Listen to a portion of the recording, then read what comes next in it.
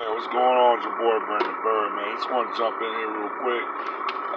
Definitely want to talk a little bit about that Trump and Putin meeting out there near Russia. I think Russia. I think it was Switzerland or Russia. Somewhere in Helsinki, something like that. I mean, actually, what can I say, man? I knew Trump wasn't going to tell Putin like, hey, man, you don't ever. He wasn't gonna say that, not to Putin, man. He actually, like he said, he been talking about he don't believe what the intelligence information is really saying or the intelligence community is saying.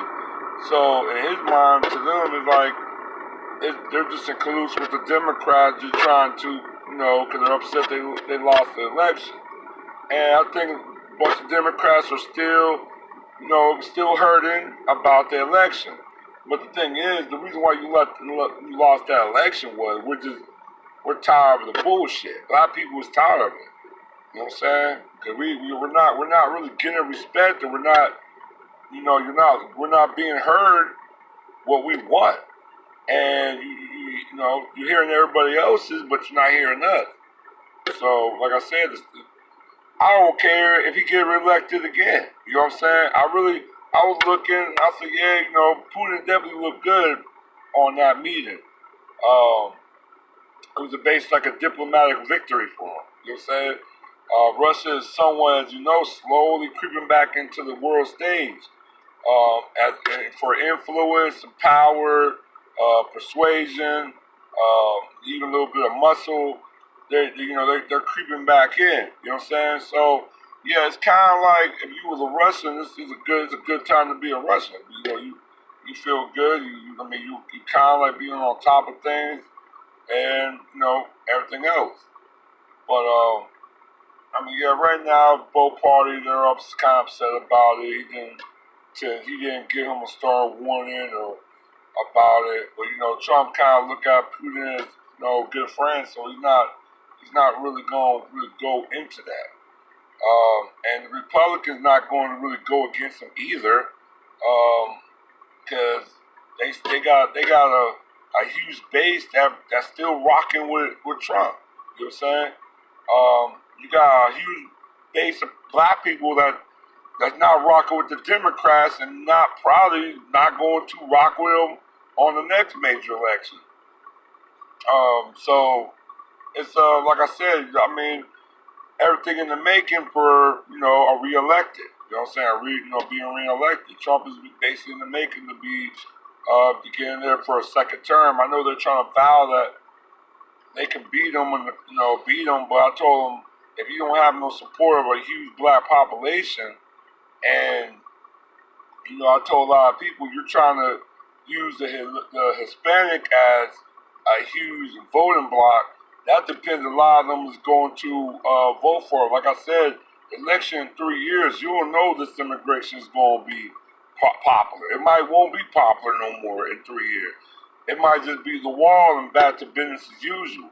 You know what I'm saying? Like I told people, I said, man, all he can do is just unite the immigrant families and boom, back to square one again. You know what I'm saying? Yeah, they're still gonna be deported and everything else, but it's not like going to the extreme what he was doing in the first place. He's just going back with status as usual. So you go back to status as usual in 2 or 3 years,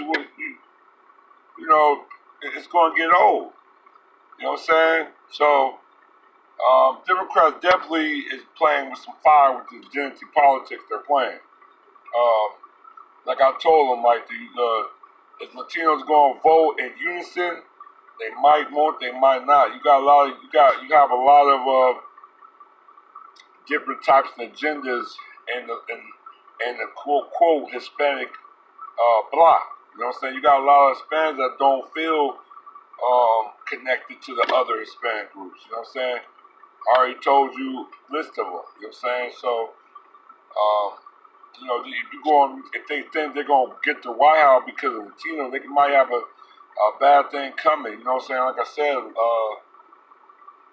a lot of the Hispanics don't really vote in a lot of politics. They don't really get into that type of stuff. So you gonna see a major disappointment in very huge cases of it. But in the same way too, it's kind of is what it is. But you got a lot of white people that support Trump. You know what I'm saying? I mean, they like what he's doing, and they like what he says, and he went to them. He's projecting a strength in America, and he's making it comfortable to bring the old culture of basically white supremacy. So and a lot of them don't. You know, some of the white people they want to go back to being hiding their racism and being fake, and they kind of want to just be more overt. That's basically what it is. You know, but like I said, man, Trump. I kind of knew Trump wasn't going to say nothing. He's like Putin. He respects Putin. You know what I'm saying? Like I said, he made there's certain things that he actually wish he could do over here. That over there in Russia and China and North Korea, what they do, he kind of wish they do the same thing over here. So he kind of admired that. You know what I'm saying? He admired that strength. Like I said, power recognizes power. Strength recognizes strength. You know what I'm saying? Nobody don't recognize a weak. No one do not recognize weakness. If you recognize weakness, you're going to be basically a target. That's just not law. That's logical, but that's also very natural as well. You know what I'm saying? So he respect Putin. Putin is like a strong man. He came from KGB background. I mean, if you know anything about the KGB, there was some hardcore dudes. You know what I'm saying? Very, very, very gangster like. He almost run mafia. He remind me like a mafia dog. You know what I'm saying? More of a president. And that's some good shit to say right there. But I mean this code of like white supremacies and everything else, it all still ties in together. You know what I'm saying? It all ties in together. And there's a code and there's a coded underground type of facade that a lot of white people will use. You know what I'm saying? I kind of like I said, my joke kind of got my cousin's friend, white friend, feeling some type of way. You know what I'm saying? Obviously, I must hit something that I kind of like made it clear, like, yo, you're the only black girl in this group. If you do, look, I know those are your friends. And I said, look, those are your friends. Everybody got a group of friends, a set of friends that they have separate. If it's by race, if it's by, just race or genders or locations. Yeah, everybody have sets of friends and that they separate. It's a natural thing. I was just making a joke. I said, hey, but obviously your friend, she butt in and something she should have butt in just like that. Plus that was a joke. That was something that could have already been done. You know what I'm saying? One and done. But when she came out trying to, tell me about racism, I said, one thing, I ain't gonna let no white person educate me about racism. Alright? I said, one thing, you're white, bitch. You there's no way in fucking hell you gonna understand racism, bitch. And then my cousin was telling me like, they listened to my race rant. I said, what race rant? I said, I don't even know why you even will talk about your racism and your struggle if they're not going to do something about it. If they're just going to listen and feel sorry, they ain't helping shit. You might as well just come to us and talk about race. And we'll give you some solutions or we'll try to do something. Obviously, that's what you need to do because, look, I faced racism as before. You know what I'm saying? Plenty of times. So, when that white girl was trying to tell me about racism, I said, I have to pump her brake. That's when I have to check her. You know what I'm saying? Unfortunately, my cousin took the white girl's side. She took her white friend's side. Even though I didn't even disrespect the girl, I kind of basically checked her in a very subtle way. But, my cousin, I don't know what to say. You know what I'm saying? I told my twin, you know what I'm saying? I have a twin, a sister, and I told my twin, I told her, like, hey, man, I think we got, I think a lot of our family's coons, you know what I'm saying? Um, so, it's kind of is what it is. Um, so, like I said, I really can't speak more about that what I want. But like I said, man, racism is very covert, man, very deep as well. From the statues to the culture to the music, how they hijack music, how they hijack culture. Even the founding fathers, they were slave masters. George Washington, slave master. Jefferson was a slave master and rapist. Um, George Washington, they all did some shit that I'm not going to honor men that was in evil practices. You know what I'm saying? Especially, George Washington and that part, and those men, those founding fathers, they were really on some tyrant, authoritarian shit. They really was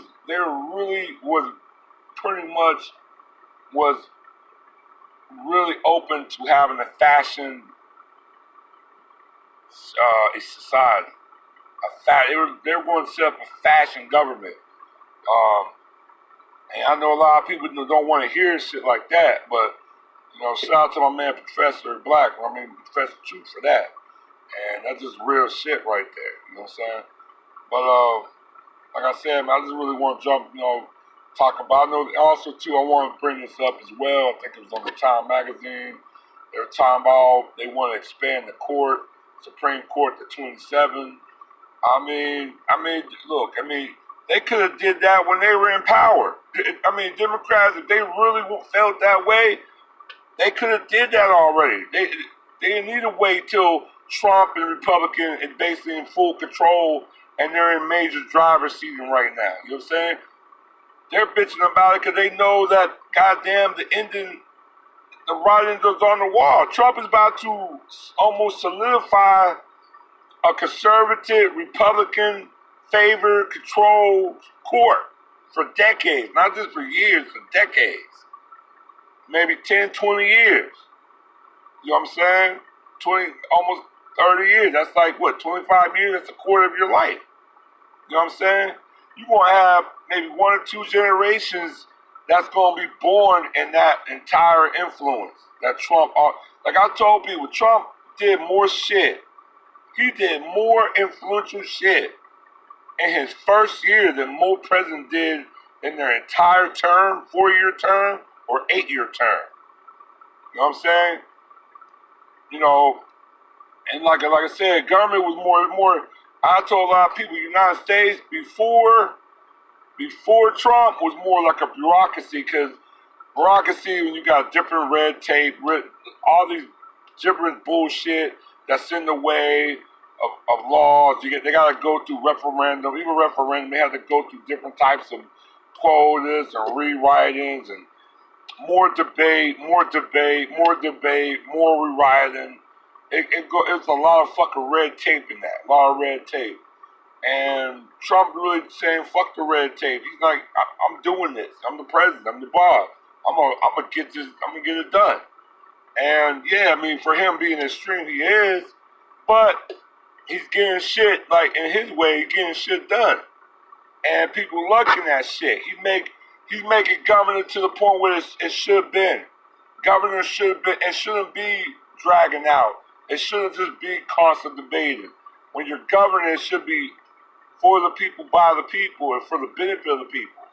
You know what I'm saying? There's a lot of shit they did that's really against the people, a certain group of people, if you really want to look at it that way. So, the Republicans, they're going to try to talk shit, but a lot of them not going to talk shit because they know the majority of the base rock with Trump. So, like I said, they're not really going to stick out their neck for something Unless they're gonna resign and shit, then they can say whatever they want. But right now, that's Trump's party. He's rocking that, and a lot of people is like that. You know what I'm saying? So it is what it is. I mean, Putin and Russia, Putin been making fucking strategic moves. He actually, if you guys want to get mad, you guys should get mad at Putin with the Trump and the Obama administration, because he was making these moves way before fucking Trump. When he took over Crimea, he did it during Obama's watch, man. You know what I'm saying? When he got reelected, and when he got reelected, I think it was almost it was somewhere on the tradition of going through Bush's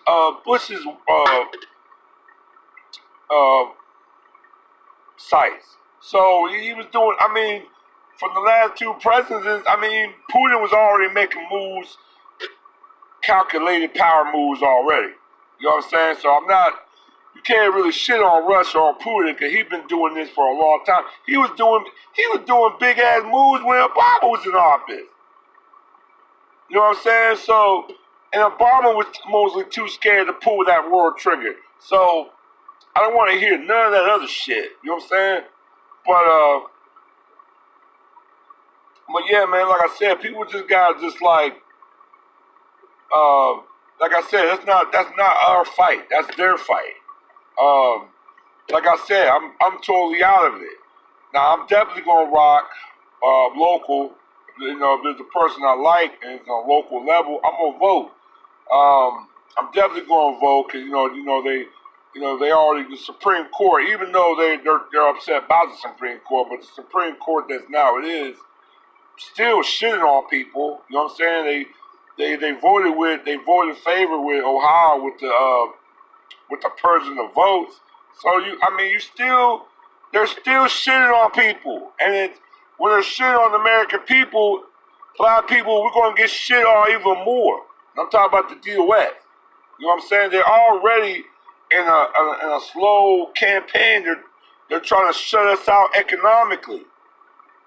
Something that could devastate us in the future. Almost damn near completely decapitate us economically. So a lot of things need to be discussed as well. I mean, like I said, they said in like 1869, I think it was Congress did act, and they did increase the number to, I think, 15 at the time. They said it wasn't always 9. It used to be like 15 justices.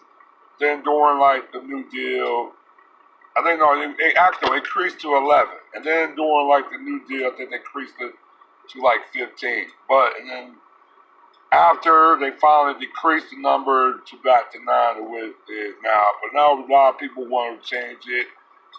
Democrats, a lot of liberal people, they want to change it. They want to put like 27 on there.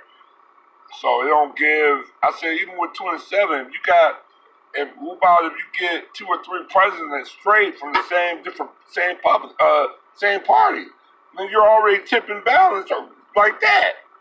If you're gonna do it like that, you can you get if you get a president with 2 terms, that's 8 years, and they talk about every 2 years he can appoint 5 to 6 goddamn justices. You know what I'm saying? So you are, in a way, it's all about power, man. It's all about power. It's just like I said, the person that's the weakest link is going to cry the most fouls. Because they wish they were up in the power seat. Democrats, you have the power seat, and you kind of like shit it away. Republican, they shit their way. That's why they lost it. But you got Trump right here. Trump is a whole different breed of something else. He's not really a politician. He's a businessman. You want to say it like that. But he's a whole different breed. He's about make it happen now. You know what I'm saying? Like, there's one talk I have to say of John Brown during slavery, and he was a abolitionist. He was an abolition, and he said one goddamn thing that stuck to me always. He said, Man, all they do is talk and not enough action. That's what you gotta be about. That's what I'm about. I fuck the talk. You gotta be about action. Like I told my cousin, they can talk to you all they want. They can talk to you all the right shit.